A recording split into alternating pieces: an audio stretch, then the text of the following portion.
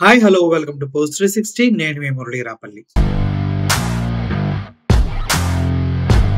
గతించిన కాలమంతా ఒక చరిత్ర, జరగబోయేది ఫ్యూచర్, జరుగుతుంది ప్రజెంట్ లో బ్రతకడమే మనిషి యొక్క ధర్మం, అదే విధి. ఈ విషయం నేను ఎందుకు చెప్తున్నానంటే, ఒక సమస్యను ఎత్తి చూపాలన్నా, దానిపైన పోరాడాలన్నా, దాని గురించి మాట్లాడాలన్నా గట్స్ కావాలి. అటువంటి గట్స్ ఎవడి సొంతమో కాదు, ప్రతి ఒక్కళ్ళలో ఉంటాయి. కానీ దాన్ని బయటకు చెప్పేటటువంటి దమ్ము, ధైర్యం కొంతమందికే ఉంటుంది. అటువంటి దమ్ము, ధైర్యం ఉన్న వ్యక్తిని కొంతకాలంగా నేను చూస్తూనే ఉన్నా. అతని పేరు జడ్సన్ బక్కా గారు. అతని గురించి నేను చాలా వీడియోస్ చూస్తూ ఉంటాను. అల్లు అర్జున్ కేసులు కూడా కొన్ని కేసులు పెట్టారు. అంతకుముందు కూడా సామాజిక విప్లవాదిలాగా చాలా కేసులు వేస్తూ ఉంటారు. ఆయన పోరాడుతూ ఉంటారు, ఫైట్లు చేస్తూ ఉంటారు. అసలు ఏంటి ఆయన గురించి అని తెలుసుకునే ప్రయత్నం చేశారు. చాలా విషయాలు తెలిసాయి, కానీ అవన్నీ ఈ వీడియోలో చెప్పడానికి ఈ వీడియో నేను చేయట్లేదు. బట్ నెక్స్ట్ వీడియోలోనో ఎప్పుడో ఒకప్పుడు ఆయన గురించి ఒక వీడియో చేస్తాను. అయితే ప్రస్తుతానికి నేను తన గురించి ఎందుకు మాట్లాడుతున్నా అంటే, the great Telangana CM Revanth Reddy గారి పైన ఆయన కంప్లైంట్ చేయడం జరిగింది ఈరోజు. ఆ విషయాన్ని ఆయన ట్విట్టర్ వేదికగానే వీడియో రూపంలో ప్రజెంట్ చేయడం జరిగింది. అసలు ఏం జరిగింది, ఎందుకు రేవంత్ రెడ్డి గారి పైన కేసు పెడతాం జరిగిందంటే నేనే ఆశ్చర్యపోయాను. రేవంత్ రెడ్డి గారి పైన 89 కేసులు ఉన్నాయంటే, 89 కేసులు ఉన్నాయి. అందులో క్రిమినల్ కేసులు కూడా ఉన్నాయంట. అటువంటి వ్యక్తి ఒక రాష్ట్రానికి సీఎం గా ఉండడానికి అనర్హుడు అంటూ జడ్సన్ బక్కా గారు చెప్పడం జరిగింది. సో ఈ ఇంత క్రిమినల్ బ్యాక్గ్రౌండ్ ఉన్నా కూడా ఎలా ఎలా ఎలా ముఖ్యమంత్రిగా ప్రమోట్ చేస్తున్నారంటూ భారత రాష్ట్రపతి గారికి ఈరోజు అప్లై చేయడం జరిగింది, అంటే లెటర్ రాయడం జరిగింది. అంతేకాదు ఇప్పటి వరకు తెలంగాణ రాష్ట్ర వ్యాప్తంగా 7 లక్షల కోట్ల అప్పు జరిగిందంట. అప్పు ఎక్కడ పెట్టారు, ఎందుకు ఇన్వెస్ట్ చేశారు, ఎక్కడ ఖర్చు పెడుతున్నారన్న విషయం ఇప్పటివరకు ఎటువంటి ఇన్ఫర్మేషన్ లేదంటూ ఆయన మాట్లాడుతున్నారు. అంతేకాదు రీసెంట్ గా ఏవైతే గురుకుల పాఠశాలలో వరుసగా పిల్లలు చనిపోతూ ఉన్నారో, ఇప్పటి వరకు 52 మంది గురుకుల పాఠశాల విద్యార్థులు ఫుడ్ పాయిజన్ వల్ల వేరు ఇతర కారణాల వల్ల చనిపోవడం జరిగింది. దాని గురించి ఎప్పటి వరకు రేవంత్ రెడ్డి గారు అసలు మాట్లాడలేదంట, పరామర్శించడానికి కూడా వెళ్ళలేదంట.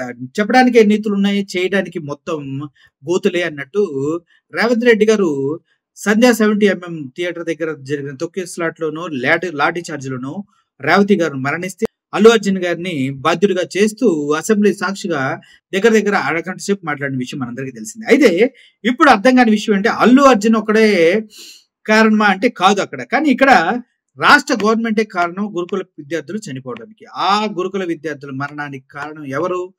గవర్నమెంట్ గవర్నెన్స్ సరిగా చేయకపోవటమే. దాన్ని కంపల్సరీగా కన్సిడర్ చేయాల్సినటువంటి రేవంత్ రెడ్డి ఇప్పటి వరకు వాళ్ళ గురించి మాట్లాడలేదు. అల్లు అర్జున్ గురించి ఎందుకు మాట్లాడాడు. అంతేకాదు చాలా ఉద్యోగాలు రాకుండా ఇప్పుడు జీవో నెంబర్ 29 తీసుకొచ్చి చాలా మంది దళితులకి గ్రూప్ 1 ఎగ్జామ్స్ రాసే అవకాశం లేకుండా చేశారంటూ ఆయన ఆరోపిస్తున్నారు. అసలు ఆయన ఆరోపణలు ఏంటి, దాంట్లో వాస్తవాలు ఏంటి, ఎక్కడెక్కడ కంప్లైంట్ చేశారు, రేవంత్ రెడ్డి గారు చేసిన తప్పేంటి, ఈయన దాన్ని ఎలా ఫైట్ చేస్తున్నారంటూ ఆయన ఒక వీడియో చేశారు. ఫస్ట్ ఆ వీడియో మీరు చూసేసేయండి. ఈరోజు రాష్ట్రంలో నెలకొన్న పరిస్థితుల పైన మరి రాష్ట్రపతి గారికి, భారత రాష్ట్రపతి గారికి మరి ఈరోజు వినతి పత్రం ఇవ్వడం జరిగింది. ముఖ్యంగా తెలంగాణ ఏర్పడ్డ నాటి నుండి ఈరోజు అనేకమైన ఆత్మహత్యలు జరిగినాయి, అనేకమైన విద్యార్థులు చచ్చిపోయినారు. ఈరోజు 7 లక్షల కోట్ల అప్పయింది. అయినా కానీ ఈరోజు దేనికైంది, ఎందుకైంది అనేది ఇప్పటి వరకు కూడా మరి చిక్కని పరిస్థితి. ఈరోజు అప్పులలో ఉన్నాం. కానీ ఈరోజు కాంగ్రెస్ పార్టీ అధికారంకి వచ్చింది, చెప్పిన వాగ్దానాలు ఏవి కూడా నెరవేర్చలేదు. ఈరోజు దానిపైన ఇవ్వడం జరిగింది. సాక్షాత్ ఒక ముఖ్యమంత్రి పైన, ఈ భారతదేశంలో 31 మంది ముఖ్యమంత్రులు ఉంటే 89 కేసులు, అత్యధికంగా ఆ కేసులు ఉన్నటువంటి నంబర్ 1 ముఖ్యమంత్రి రేవంత్ రెడ్డి గారు. మరి అటువంటి వ్యక్తిపై హోంమంత్రి శాఖ ఆయన దగ్గరనే పెట్టుకుంటారు. ఈరోజు పోలీసులు ఏ విధంగా నిష్పక్షపాతంగా పనిచేయగలుగుతారు? అందులో 72 కేసులు క్రిమినల్ కేసులు ఉన్నాయి. అటువంటి వ్యక్తిని ఏ విధంగా చెప్తున్నారని ఒక ఫిర్యాదు నా భాగంగా. అంతేకాకుండా ఈరోజు 50 మంది విద్యార్థులు, గురుకుల విద్యార్థులు ఈరోజు మరి వివిధ కారణాల వల్ల మరణించారు. ఇప్పటి వరకు ఒక్క విద్యార్థిని కూడా పరామర్శించిన పరిస్థితి పోలేదు. అంతేకాకుండా ముఖ్యమంత్రి రేవంత్ రెడ్డి గారు అసెంబ్లీలో ఒక సినిమా గురించి 3 గంటల సేపు చర్చించడం కానీ, ఈరోజు విద్యార్థుల సమస్యల పైన కానీ, నిరుద్యోగుల సమస్యల పైన కానీ ఎక్కడ కూడా చర్చించలేదు. సాక్షాత్తు ఈరోజు రాహుల్ గాంధీ మరియు ప్రియాంక గాంధీ గారు మరి ఇద్దరు కూడా మరి యూత్ డిక్లరేషన్ పేరుతోని ఏదైతే మరి వీళ్ళు నిరుద్యోగుల వాగ్దానం ఇచ్చిండ్రో, ప్రతి నెల 4,000 రూపాయలు పెన్షన్ ఇస్తామన్నారు నిరుద్యోగులకు. అంతేకాకుండా మరి వాళ్ళు మరి 2 లక్షల ఉద్యోగాల సంవత్సరం లోపు నింపుతామన్నారు, కానీ నింపలేదు. ఈ రోజు రాహుల్ గాంధీ గారు చెప్తారు 50% రిజర్వేషన్ మేము దాటి పెంచుతామని చెప్తారు. కానీ అక్కడ ఎస్సీ ఎస్టీ బీసీలకు వెన్నుపోటు పొడిచే విధంగా ఈ రోజు 29వ జీవో తీసుకొని వచ్చి ఈ రోజు మెరిట్ వచ్చినా కానీ గ్రూప్ 1 రాకుండా మరి అన్ని సంస్థలను మేనేజ్ చేసి ఈ రోజు నిరుద్యోగులకు తూట్టుపోవడం జరిగింది. గురుకులంలో 3,000 పోస్టులు మిగిలేటట్టుగా ఈ రోజు ముఖ్యమంత్రి గారు వేసిండ్రు. కాబట్టి ఇన్ని కేసుల లగిచర్ల ఎస్టీల భూములు గుంజుకునే పరిస్థితి ఉన్నది. ఈ రోజు నేను ఒకటే చెప్తున్నా, ఇదివరకు కాంగ్రెస్ పార్టీ చరిత్ర ఇండ్లు కట్టించిన చరిత్ర, కాంగ్రెస్ పార్టీ చరిత్ర భూములు పంచిన చరిత్ర, కాంగ్రెస్ పార్టీ చరిత్ర ఎస్సీ ఎస్టీ బీసీ మైనార్టీని ఆదుకున్న చరిత్ర. కానీ వీళ్ళందరికీ ఈరోజు శత్రువులుగా మారిండ్రు. ఆనాటి కాంగ్రెస్ పార్టీ ఈనాటి లేదని చెప్పి ఈరోజు చెప్తున్నా. అంతేకాకుండా హైడ్రా పేరుతోని కొన్ని వేల ఇళ్ళు ఈ రోజు కూలగొడుతున్నారు.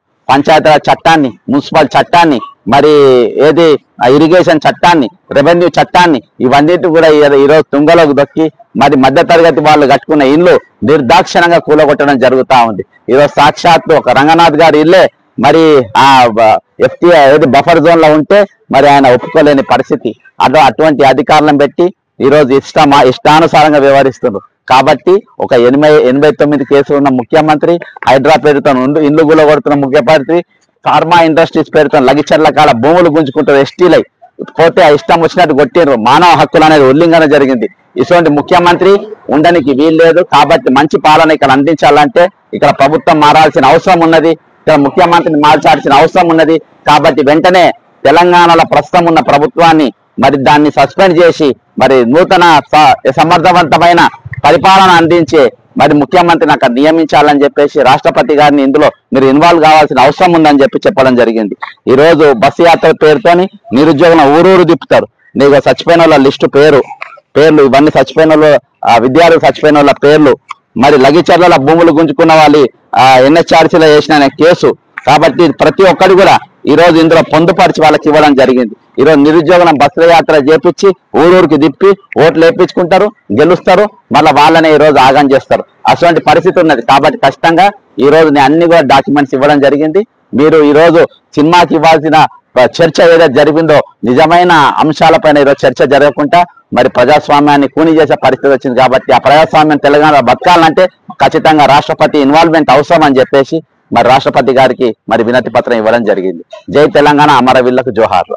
బలమైన మనిషి బలహీనుల పైన పడి పీక్కు తింటే రాజకీయం అయితే ఆ రాజకీయాలు మనకు వద్దంటూ జడ్సన్ బక్కా గారు మాట్లాడుతూ నాకు చాలా చాలా చాలా ఆనందాన్ని కలిగించింది. ఎందుకంటే బలహీనుల పైన, దళితుల పైన, వాళ్ళ పైన విచక్షణ రహితంగా వాళ్ళ స్థలాలు లాగేసుకుని, వాళ్ళకి రావాల్సిన ఉద్యోగాలు లాగేసుకుని, ఎవరైతే బలహీనులుగా గురుకుల పాఠశాలలో ఉన్న విద్యార్థులు చనిపోయిన వాళ్ళ గురించి పట్టించుకోకుండా హైడ్రా అని పేరు చెప్పి ప్రతి ఒక్క ఇళ్లని కూల్ చేసుకుంటూ చాలా మంది కన్నీటి గాథలకు ప్రత్యక్షంగా పరోక్షంగా కారణం అవుతున్నటువంటి రేవంత్ రెడ్డి గారి పైన 89 కేసులు ఉన్నాయంటూ గుర్తు చేస్తూ ఆయన ఇచ్చిన కంప్లైంట్, దాన్ని చూసి నేను చాలా ఆశ్చర్యపోతున్నా.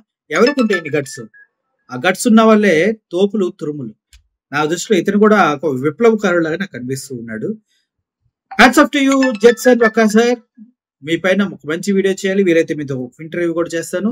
రాబోయే రోజుల్లో నా పోస్ట్ 360 ఛానల్ ద్వారా మిమ్మల్ని ప్రజలకి ఒరిజినల్ గా పరిచయం చేసే ప్రయత్నం చేస్తాను. Thank you so much. Thank you for watching this video. Murali signing off. Thank you so much.